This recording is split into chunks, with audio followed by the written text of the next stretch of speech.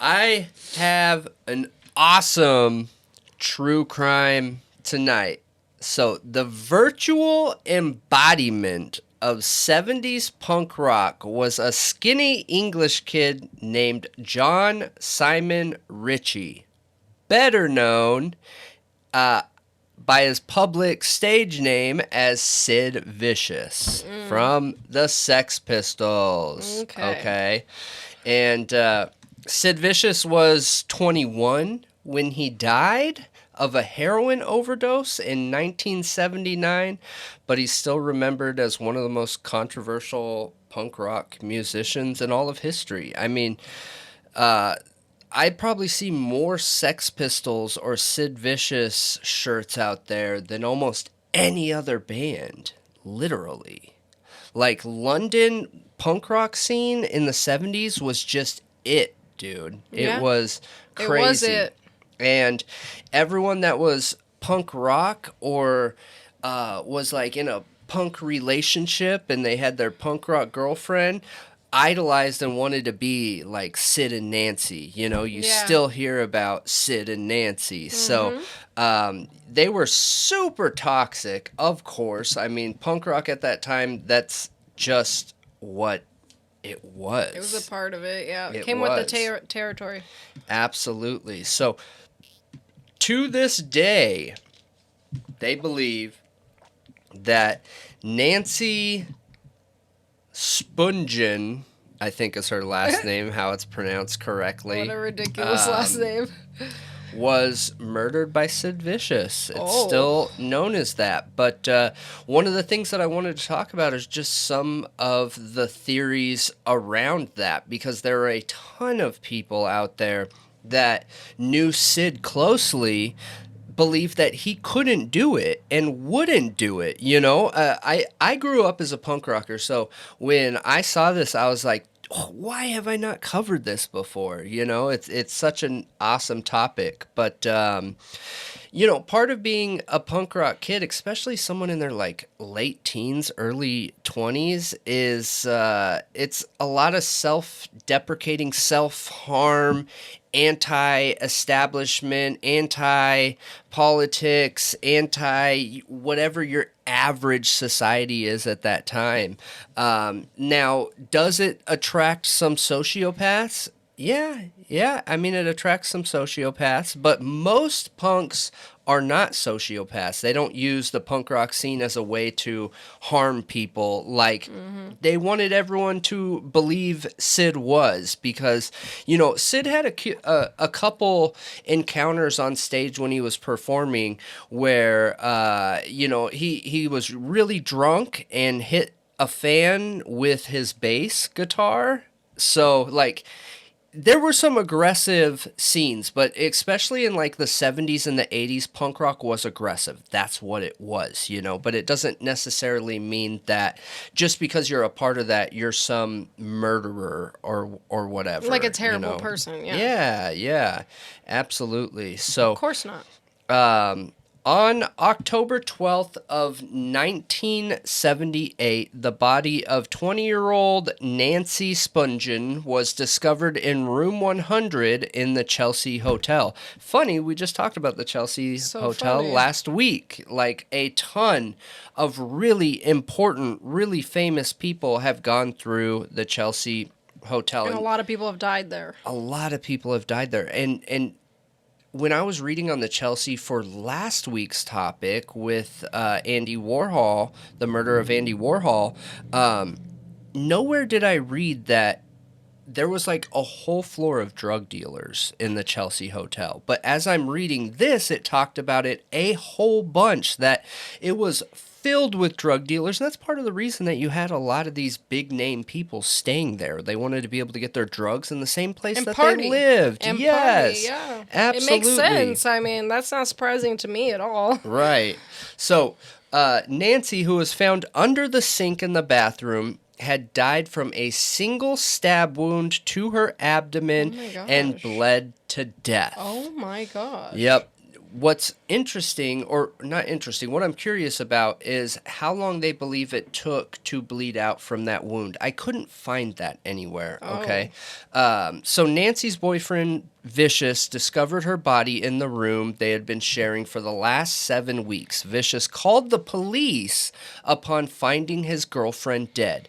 Police arrived an hour later and began questioning Vicious as well as the hotel staff about Nancy's death. So ultimately here, Sid Vicious was charged with the murder of Nancy. So a little bit of background here. Sid Vicious was not a great bassist, and he was the bassist for the Sex Pistols. But as I was reading through some of these, some of his friends' statements that he played with and things like that, they all had really positive things to say about him. The one downside to him was that he was a raging drug addict. He grew up in a broken home. His mom was a drug addict. She had been dealing with heroin addiction for pretty much his whole life, okay? So as he's growing up, an angry kid, like a lot of punk rockers are out there, was attracted to the London punk rock scene. And he started partying with people, traveling around with bands, and started using drugs. So it's literally a tale as old as time. It is. Elvis. I know. All of them. I mean, it's just.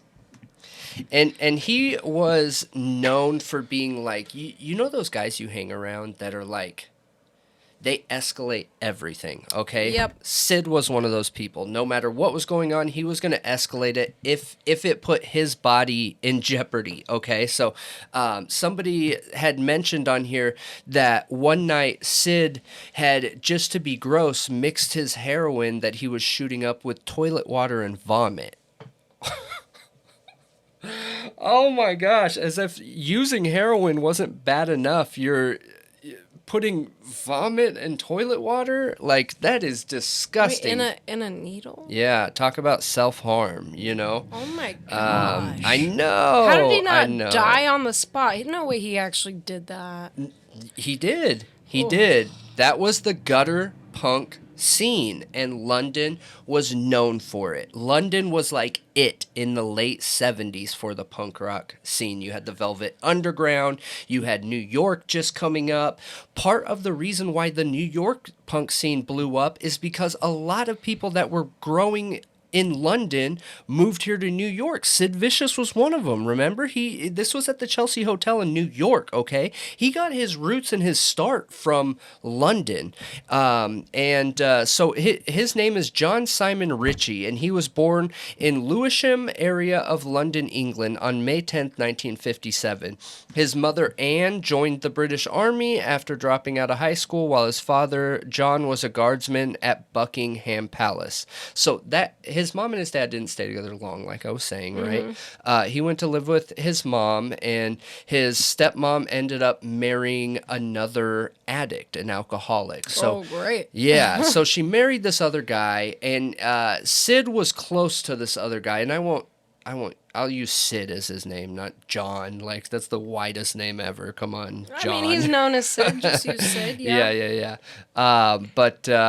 So she remarried. He was really close to this guy, and within 6 months, this guy died of kidney failure, liver failure, and one other thing. I forget what the one. That's so sad. Yeah, absolutely. Sid's relationship with his mom continued to strain. Like I said, she was addicted to drugs. He ended up being addicted to drugs too, to the point where they were literally like using together, you know. And if you imagine that kind of life, that isn't a life. When you're a parent for life, you know, even if your kid ends up being 40 and you're 80 and usually parents are parents. Like that is your Yeah. role. You've been alive longer, and growing up in a household where you don't have that, it makes sense. You know You what I should mean? still be trying to guide them and being like Absolutely. supportive and wanting what's best for them and to them to be healthy. Absolutely, absolutely. You know what's funny too, as I was reading this, is it talked about how Sid Vicious got his name. He had a buddy, a bandmate of his, who had a pet hamster, and the hamster's name was Sid. And one day, another one of his friends was holding the hamster, and the hamster bit her, and she was like, "God, Sid, you're vicious." And that's how he heard that and was like, "Oh, Sid Vicious." So I thought that was funny. A So, hamster. right, it came from a hamster, and the punk icon was made. That's it. You know what I mean? So that's A super vicious little hamster Right. named Sid. Yep, yep, yep. So, for a long time, he was just living house to house, paycheck to paycheck, was using drugs, was partying, had a bunch of friends in school and college. He started playing with the Pretenders. He was also the drums for the Susie. You remember the Susies and the Banshees in the 70s? Well, anyways, Not so really, no. he was a talented musician. He didn't know how to play bass, which is funny. Okay, so he had been playing for these bands on and off all over the place, and the Sex Pistols was actually created and manufactured by the band manager. So the manager hand selected these people to be in the Sex Okay. Pistols. Sid Vicious wasn't part of it, but all his friends were in the band, so he would travel with them, use drugs, party, things like that. And he one day the bassist had ended up dropping out, and Sid jumped in, and because of his performance on the stage and everything else, like that's it. The history was made, and he was now part of the Sex Okay, Pistols. so he wasn't a talented musician, he was a talented performer. Well, he played drums, he played guitar, he was known to be good at singing, but he didn't know how to play bass. So when he got the bassist role, one way they described him is he grabbed a bass and played all night long, literally like 18 hours straight, the same song over and over and over and over and over and over, nonstop, like obsessively, and that was it. But what's funny is his stage presence was so great, and that's how he got such a big name. But he would be so wasted, and you couldn't tell if he was too wasted or if he literally couldn't play. But his band members would unplug his bass a lot of times, and he had no idea. But they're playing a live show, and his bass isn't even plugged in my gosh. because he's either too wasted, not playing right, or he sucked. Like nobody knew.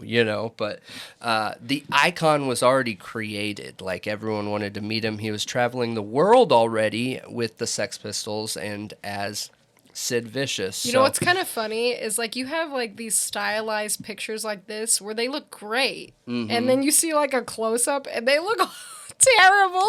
Who, Sid and Nancy? They look I know. rough, Yeah. like so rough. They are rough. They're both drug addicts. I know, like, they're drug horrible. addict gutter punks. I get it. But, like, you see these stylized picture where people idolize them, like, oh, they're so hot, they're so punk. Yeah. But then, like, you see them up close, and they're rough, Yeah, man. Like, yeah, absolutely. And what's funny too is like, so once Sid was part of the Sex Pistols, the Sex Pistols didn't last very much longer after that. So they were traveling in the U.S., and that's where he met Nancy for the first time, was in New York. So Nancy had a pretty rough upbringing too, and she came from a conservative background.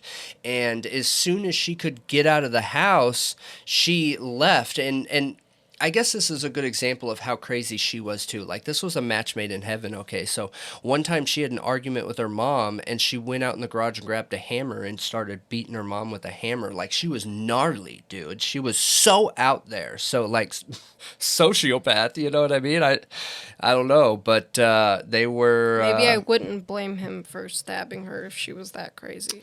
Maybe he tried to beat her, or she tried to beat him with a hammer. Like, I don't know. The statements that the police said he made are just ridiculous, and we'll get to that part. So Her name is Nancy Laura Spungen, okay? So February 27th, 1958, she was born and died October 12th, 1978. She was the girlfriend of Sid Vicious, and she was a prominent figure in the punk rock scene in the 70s, okay? People already knew of her before Sid and her got together. She was known as being a groupie. She left her home as soon as she could for New York, and people that were friends with her had said that she always had drugs, okay? And what was funny is around the punk rock scene at the time, there were all these groupies that were like, you would hear from every girl like, oh yeah, I'm a model, I'm an actress, I'm this, and they're trying to groupie up with all these guys. And she was like, yeah, screw all these women, I'm a prostitute, what's up, and I walk the night, I do drugs, I got drugs, what's going on? So a lot of these big players wanted to hang out with her because she was real, Yeah. and that was their image. That's what they are. And one thing I will say too is like the punk rock scene isn't image; it's a belief. And I as I was reading this, I remember.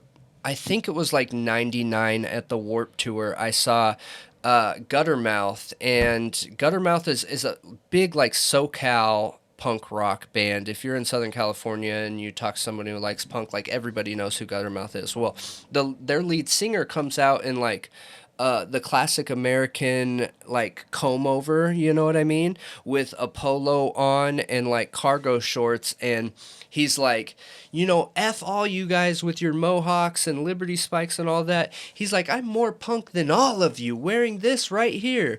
I'm more punk than you could ever be because punk's an idea, a way of life. So I that's important to this story because Sid Vicious's way of life was that off the wall, outside of society way of thinking, and Nancy just meshed with that really well. So, when they got together, it was like a firework. And part of the reason the Sex Pistols ended was because of their relationship. So Yoko. yeah, yep. Okay. The last 3 shows that the Sex Pistols had together, she wasn't even allowed at. So the rest of the band It's was just like the Beatles. yes, literally. It's a Yeah. So they had there's always some woman to come in and screw it all up. crazy tumultuous relationship, and so yeah, they once the Sex Pistols broke up, they moved in to the hotel and were there for about 7 weeks, where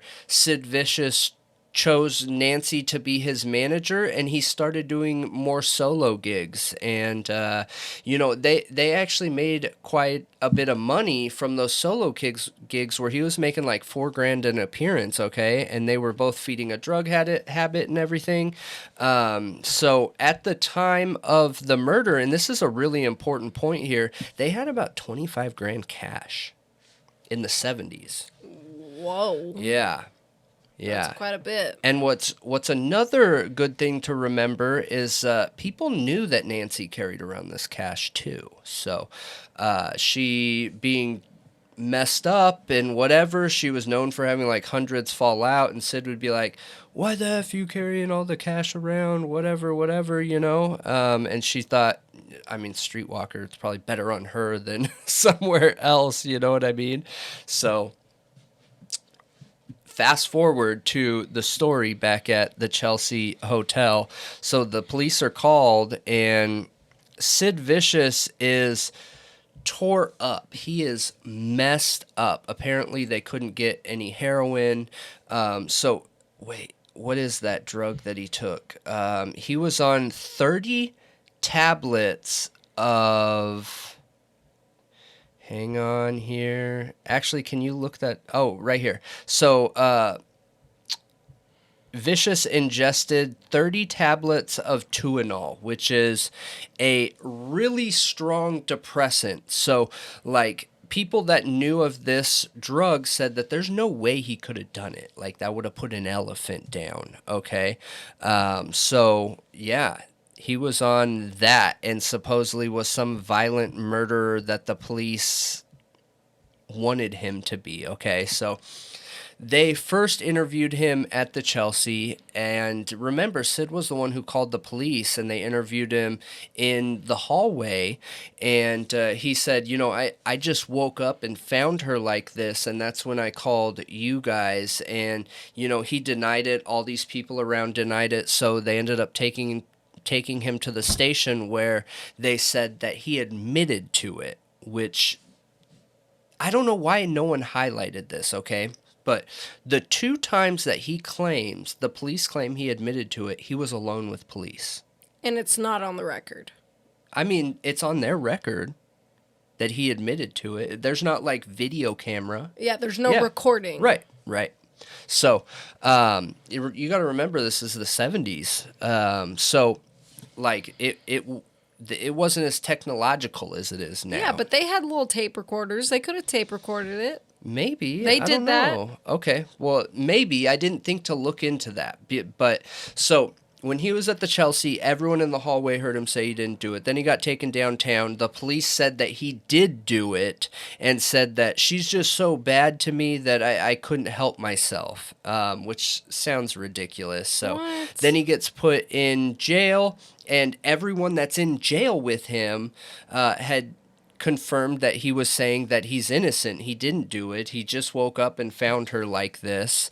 And then they said later, when he was in the jail cell by himself, that he told the cops that she's just so bad to me, I'm a dog, I had to do it. So, in my opinion, to me, that sounds like a setup, okay? Yeah. So, no, cops, it doesn't sound right at all. Even growing up for me in the 90s, cops hated punk rock kids. You look different. You stand out. You're wearing eyeliner with huge spikes or mohawks, and you have tons of piercings all over the place, tons of studs everywhere. You just look like problems. You know what I mean? Yeah, especially in the 70s. Are you kidding me? Yep. So he got charged with it. Virgin Records put up the bail. It was like a $50,000 bail, and he was let out. And he went into a spiral and was doing shows, was doing a ton of drugs, and ended up breaking a beer bottle and stabbing some guy with it after he had just got let out, and he got rearrested. Oh my gosh. And the bail was withheld this time. He went and spent 55 days in a mental hospital, then was offered bail, a $10,000 bail, which Virgin Records put up again for him. And that same night, his mom and friends were throwing him a get out of mental health party, whatever. Oh my gosh. With drugs? Yeah, with drugs. And the story is that he got heroin that was 98% pure, and knew it was that pure, and died that night of a heroin overdose. So, yeah. Crazy, right? Wow. Yep. So, him and his mom were doing heroin together, and she thinks that he intentionally overdosed to die that night. So, man, apparently, okay, so here's one of the theories. There is this guy that was their drug dealer, okay? Let me see his name real quick. So does this have to do with the money thing? Yeah, it does. That would make sense if they have a whole floor of drug dealing there, and she's got all that money. Like, I could see somebody wanting to take it. Oh, for sure. So, do we even know if the money was still there? Like, it wasn't. It wasn't. The money was gone? The money was gone. Okay, so here's the theories. Well, this is what was interesting with this. Okay, so one of the possible theories is that Nancy killed herself, and people that were close to them had said that they literally wouldn't put it past her that if Sid wasn't giving her enough attention, that she would stab herself. Yeah, so super gnarly. And it was a wound to the stomach. So sure, it was a single wound. I guess you could like, oh, you know what I mean? And your dude is passed out on tranquilizers, 30 tablets, enough to put down an elephant, and you literally bleed out. I mean, I guess that's possible, but that's one of the theories that they think could have happened. Because most people don't think that Sid did it. Okay, Sid was like head over heels in love with this girl. After he died, there was. Okay, so I guess I'll go into this theory. So the other theory is that they had a end themselves pact. Okay, but this doesn't make sense to me because here's the note here. So this note was found in Sid's pocket after he died. He says, "We had a death pact," which that sentence is important because a death pact is different than an end yourself pact, okay? Right. Where, like, we're meant for each other.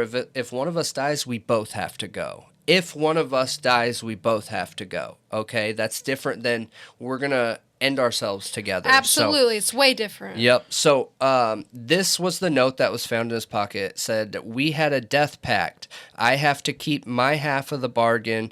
Please bury me next to my baby. Bury me in my leather jacket, jeans, and motorcycle boots. Goodbye." Okay, so he And that wrote was his that note.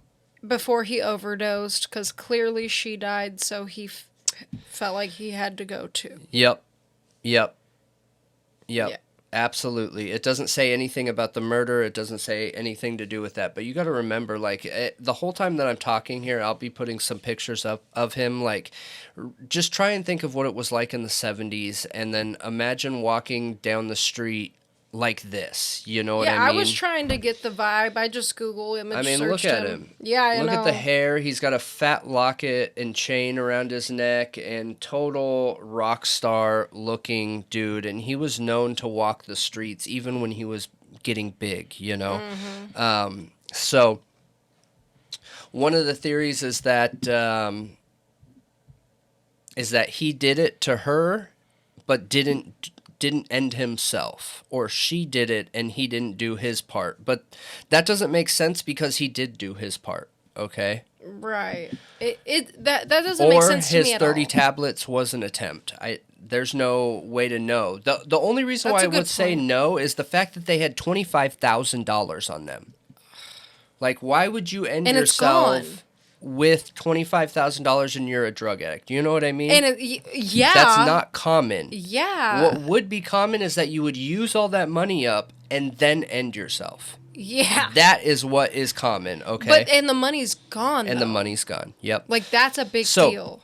Here's the other theory, okay? So a man named Rockets Red Glare may have been responsible. Rockets Red Glare, given name as Michael Mora, was an actor and comedian who sometimes worked as a bodyguard for Sid Vicious. Red Glare was also in the business of selling pills and heroin.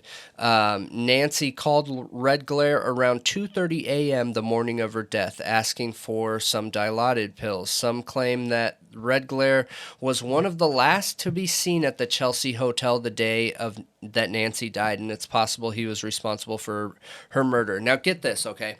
There are claims in a book that was written by Phil Strongman, author of Pretty Vacant, A History of Punk. He believes Red Glare is responsible. Apparently, there was a bar that he went to after meeting Nancy, and he told his friends at the bar what he did to her. And apparently, she caught him trying to steal money from her 25 grand that he knew her to have, and she tried to stop him, and he stabbed her. And apparently, he had bloody $100 bills with him.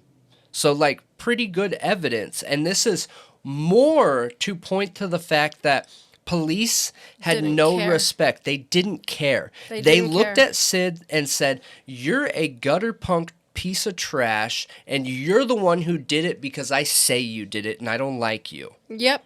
And they didn't want to put any time into investigating who really did it because these are just punk rock kids and they're anti-cops and everything else. You know what I mean? Yeah, and I think that's so It's messed up so with our messed up. police force. Like, I don't think people give that enough credit. Yep. And how they discriminate against drug addicts. Like, just because you're a drug addict doesn't mean that you don't deserve justice. Like, it's a Agreed. human being. And most of Agreed. the time, drug addicts are suffering, like, I agree. immensely.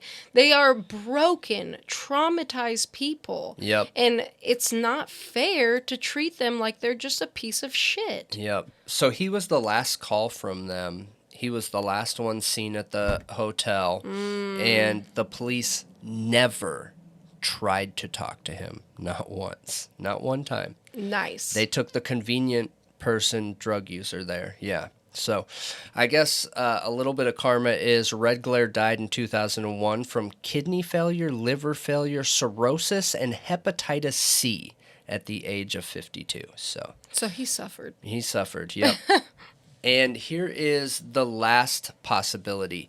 Some suspect, and what's surprising is when I thought for sure the last dude did it that I was talking about, okay? Until I read this and I was like, oh my God, there's so many people that say that this is true. So some suspect named Michael committed the murder. Another interesting theory regarding Nancy's death places the blame on a mysterious man who is known only as Michael. Michael was a young drug dealer who was acquaintances with Nancy and who was staying on the 6th floor of the Chelsea Hotel. Michael was also in Nancy's room on the day that she was killed. Michael returned to his place at the Chelsea, and a roommate of his recalls Michael smiling, saying that Nancy was in a body bag and that Vicious had killed her. Michael also was carrying a large wad of cash, which was tied up with Nancy's purple hair tie.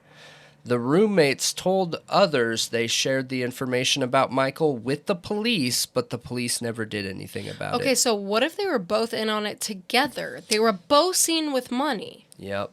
And saw how out Sid was. Yep. You know? It makes me wonder if they both were in on it. And get this, Michael ended up checking out right after the murder and has never been heard of, from, or seen again. $25,000 is a lot of money in the 70s, dude. It's Like a lot. shitload of money. Yeah. Yeah. You can't just have that, like, hanging around a bunch of drug addicts. Like, Yep. Vicious's friend and former musician Steve Dior drew a picture of Michael from memory and had shared it with others because they were looking for him. $25,000 is enough for a drug addict to kill you now. Yeah. Like, it's enough for, if they are an actual piece of crap, like, to kill you now. That's enough money for that. So back then, it would have been like... Yeah. Getting $1 million. Oh, here it is. So in $25,000 in 1970 is equivalent to $200,000 today. Oh, okay. Yeah. Wow. That's insane. So yeah. I liked covering this story. I liked learning more about Sid Vicious and how important he was to the punk scene. And what's crazy here is that Sid wasn't even known for his bass playing. He was known for his performance. He was known for his image. He was known for being like the embodiment of punk rock. You know what I mean? I would love to find out for sure who actually killed Nancy, because I don't believe it was Sid. I just don't believe it based on the note, based on what his friends said about him, based on he picked her over the Sex Pistols. Like, she was it for him, you know, as toxic and as messed up as they were, she was it for him. And I guess a crazy side note is he wanted to be buried with her, but her parents wouldn't let him be buried next to her. So what his mom did is got him cremated and spread his ashes on top of her grave, Well, like without the parents' approval. That's nice. Yeah. Let me know if you guys are interested in punk rock, or if you liked this story. I liked covering it. I think Sid Vicious is it was interesting. a really interesting person, and like how much great things the Sex Pistols brought to the U.S. punk rock scene, you know what I mean? Because you had New York that was blowing up at that time, while simultaneously the West Coast blowing up with a different type, you know? The West Coast was more West Coast punk rock, and New York was like that hardcore slam dance punk rock, so the West Coast was like circle pits, where the East Coast was like slam dance pits, so... Isn't that crazy how the police were? It's just gross. But you know what? When I was younger and I was, I was more of a metalhead, but we dressed in all black. Like, we had mohawks, like, we wore chains, like, Yeah. we had piercings and tattoos. It was the same way. I just Even see then, this and I the have such cops a didn't hard give time. a shit about any of us. They just wanted to blame us for everything. Yeah. Yeah. I just think of how I am now after like working and having a career and things like that, and thinking like, dude, if you have a career and you actually care about it, how could you have somebody die? It doesn't matter who they are. They could literally be a horrible person and you not want to know. You just Yeah. not want to know. Yeah. No, I'm just going to handcuff the first person I see. I'm just going to handcuff the one person that, like, would end themselves for this person that died and say you did it because I don't like you. Yeah, I just don't like the way you look. Crazy, dude. I don't like But- the way you look. Hope you enjoyed the story. I enjoyed covering it, so. Yeah. So,